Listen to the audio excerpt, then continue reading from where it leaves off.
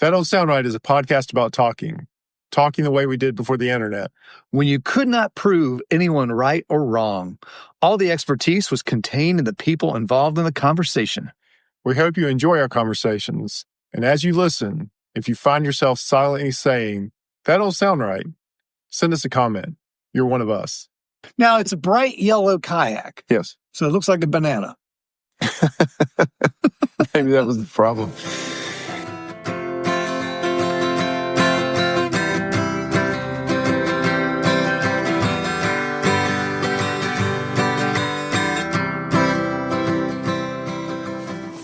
Welcome back to another episode of That Don't Sound Right, a podcast about talking. We're your co-hosts. I'm Peter Gillen. I'm Cecil Davis. And we're just trying to have a conversation here without Googling or fact-checking each other online, Googling, whatever, how you ever want to say it. Those things can so easily kill the conversation. And we are finishing up the month where we took a challenge not to Google anything this month. It was in our personal lives.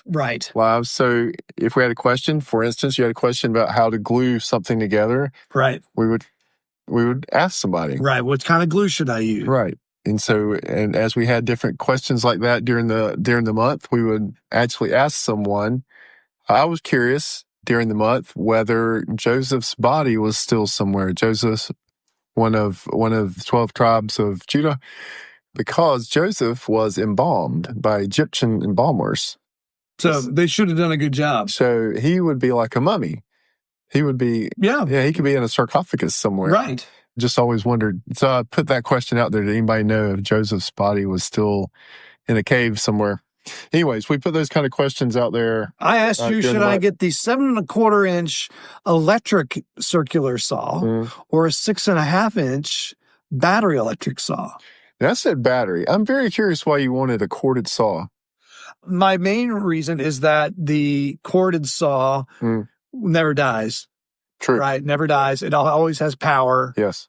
And then the other thing is that when you go to a battery electric saw, then you are hemmed into that particular battery battery technology. And so if DeWalt or Craftsman decides to change their battery after 5 years, well, now you can't get that battery anymore. Now your tool's dead. Now your tool's almost no good. I said go with the DeWalt. And I'm going to do the DeWalt. Yeah. Now I'm going to go with the battery. So we're coming to the end of that at the end of this month. Yeah, I wonder how everyone else did with asking first, Googling later. This one had us looking some stuff up, though, because I told you about something that I saw this week on the news. Yeah.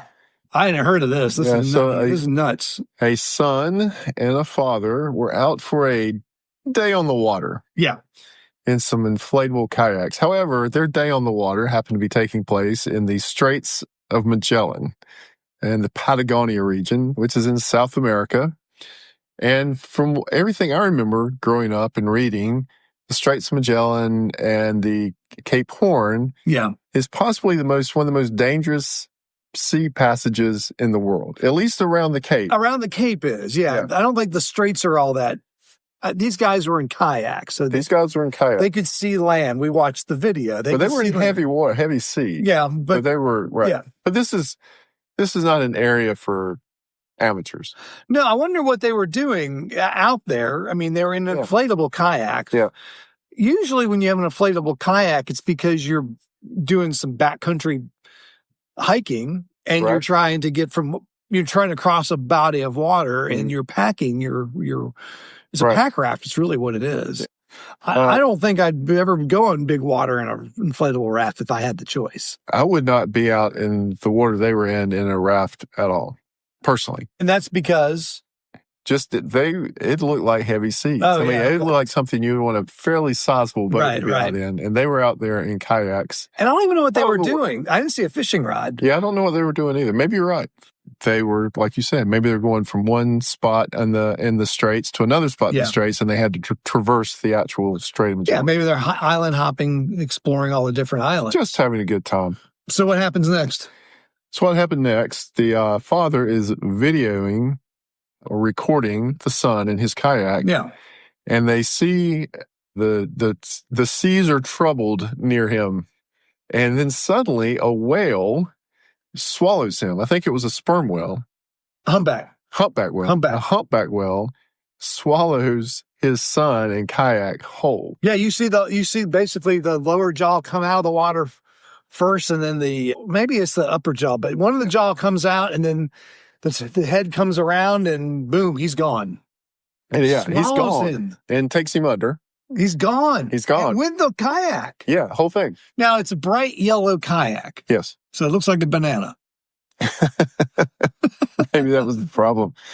Then a few seconds, what seemed like minutes, but I bet you it's seconds. Well, I heard the interview with this guy. He talks about how it felt. Like it happened so fast for him. All he had was like the feeling of being in there. He couldn't see anything. Right. But he could feel that he was not in the right. He doesn't know what happened. Like his dad knows what happened. Oh, so he didn't realize that. He realized he was underwater, but he didn't realize why it was all of a sudden dark. Dark and slimy. Oh my gracious. So he doesn't realize he's been swallowed by, he knows something's happened because he's in an enclosed space and he's underwater. But his dad is the one that knows what's happened. He's been swallowed by a humpback. And his dad has the composure to keep the camera rolling. Yeah, that's kind of odd now that I think about it. He keeps filming the whole time. Right. And then after a few seconds, the humpback whale spits this guy out and he bobs back to the surface, kayak and all. Well, the guy comes out first and then the kayak comes in a little bit later. And it still looks inflated. Yeah, right. I guess these guys don't have teeth. I guess not. So evidently this whale was scoop feeding. And that's where he's just scooping up large amounts of prey and plankton or whatever, and accidentally scoops up a kayaker. You think this was staged? I've wondered.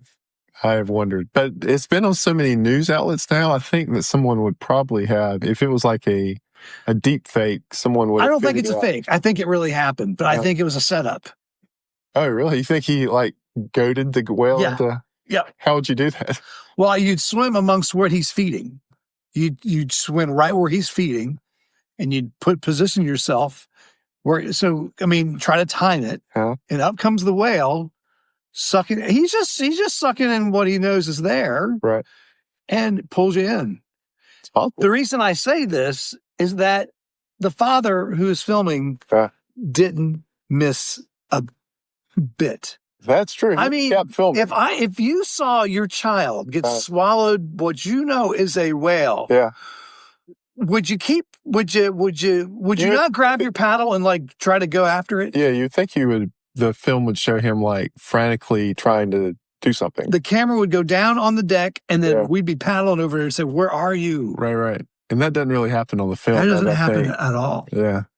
So this is actually the second time I've seen this happen. Now, that's what don't sound right, Cecil. This happened a couple years ago. Same exact scenario, except I don't know where this one occurred, in the world where it occurred. But same thing, out on kayak, whale was scoop feeding, scoops up the kayaker, and then spits him back out. Yeah, that's what don't sound right, the fact that you've seen this twice. Yeah, I've seen it twice now.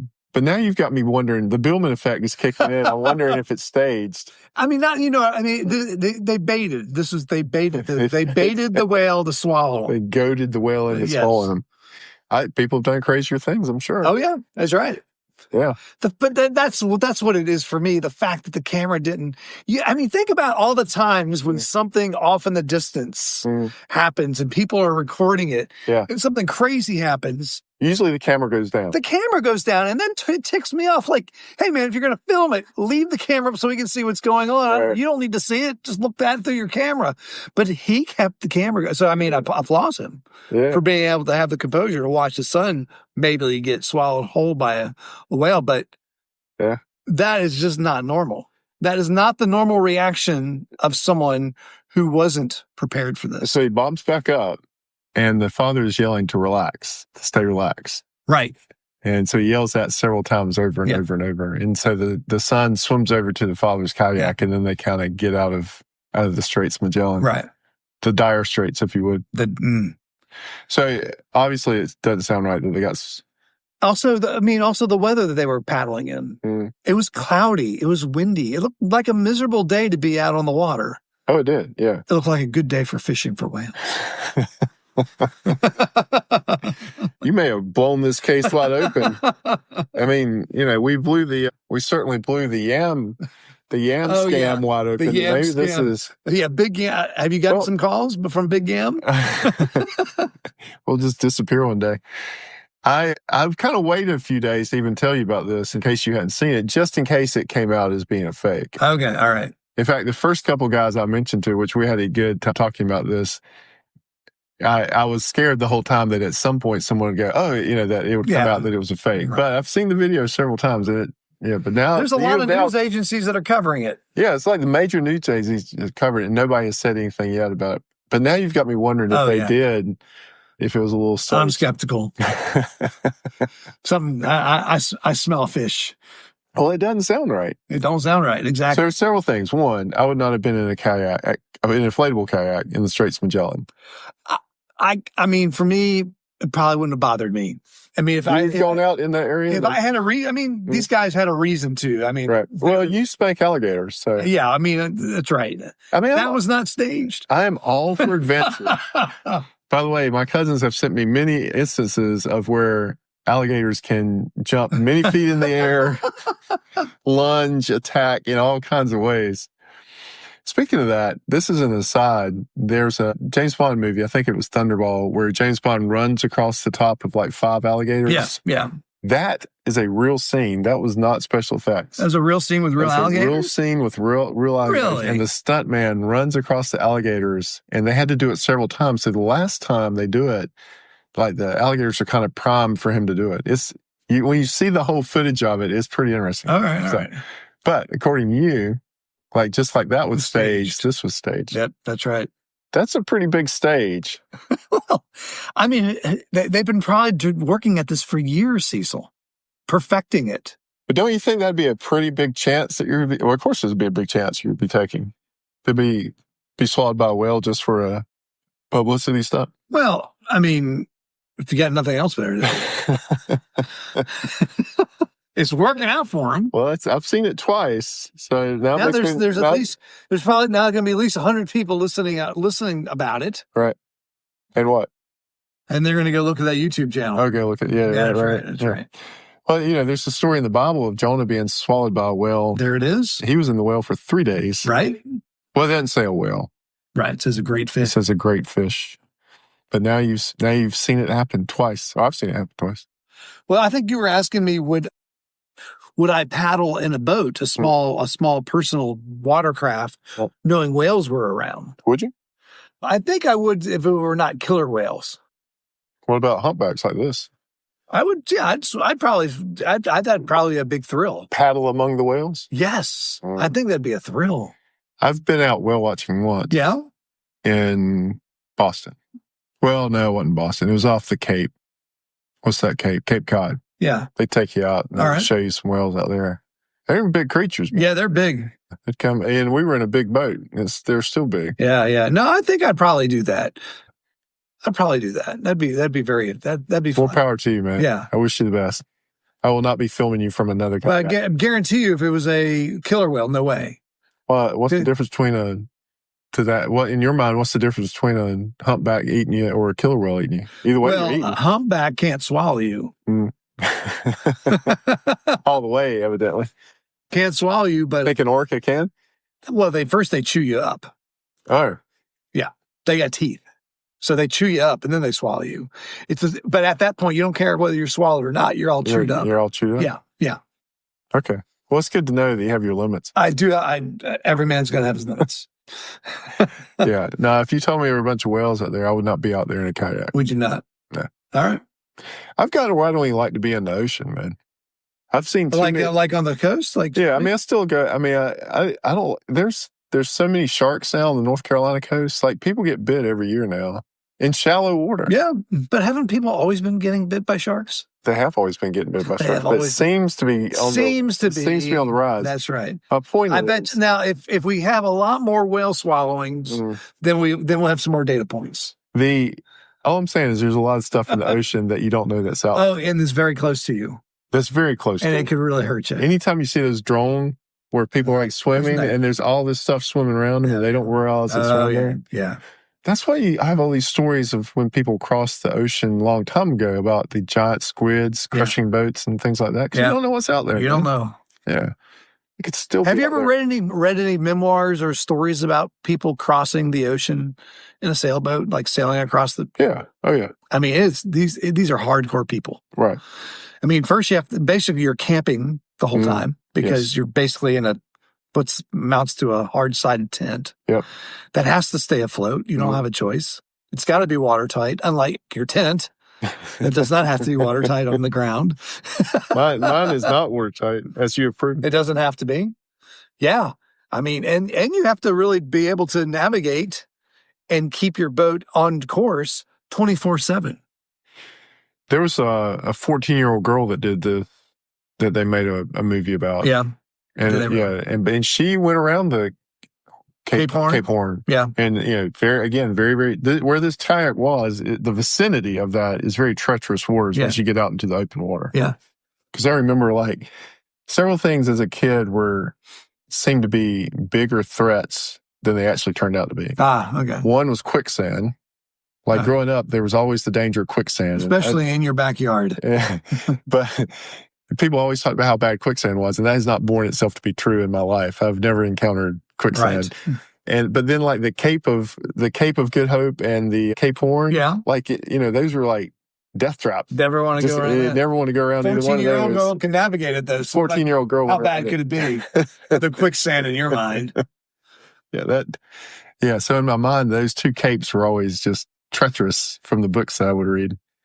I think early explorers did have a lot of trouble getting around them because the weather was so. Yeah, the weather and the currents and the wind. The whales. And in this case, the whales. Killer whales out there waiting to eat. So is there anything else out there like that could get you? Like not necessarily the ocean. Is there anything like that? What would be the equivalent of that? I guess if you got mauled by a bear. Yeah. Or any kind of a moose. Attacked by a moose. Moose are not friendly. I've heard that. Moose are not friendly. Yeah. Do not mess with moose. Yeah, so then you live to tell about it. Yeah. Somebody filming you, and then you live to tell about it. I wouldn't want any of that to happen. Polar bear? Yeah. Any kind of bear. Or how about a mountain lion attack? I've seen You've heard these mountain lion attacks. Usually somebody's jogging. Yeah, right. And then the mountain lion attacks, and they survive. They survive, yeah. But still. Used to. Do you not without injury. This guy just got wet. Did you get like Sports Afield or Field and Stream growing up? Uh-huh. And they always had the real life story in there. Do you remember this? No, it was always illustrated. It was always animated. Okay.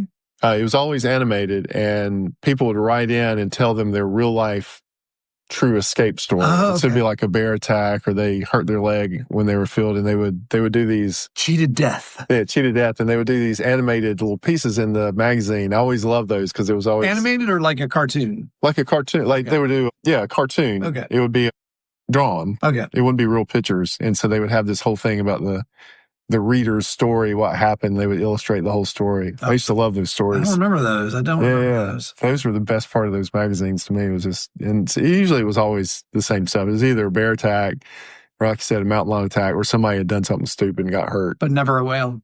Never a whale. You could do that now if they still did that. This guy needs to do one. He's doing a lot of interviews. You can catch him. The interview with just him is very interesting because he, like we said at the top of this episode, he doesn't know what's happening. Right. He is just feeling it, but he can't see what's happening. He knows what's happening.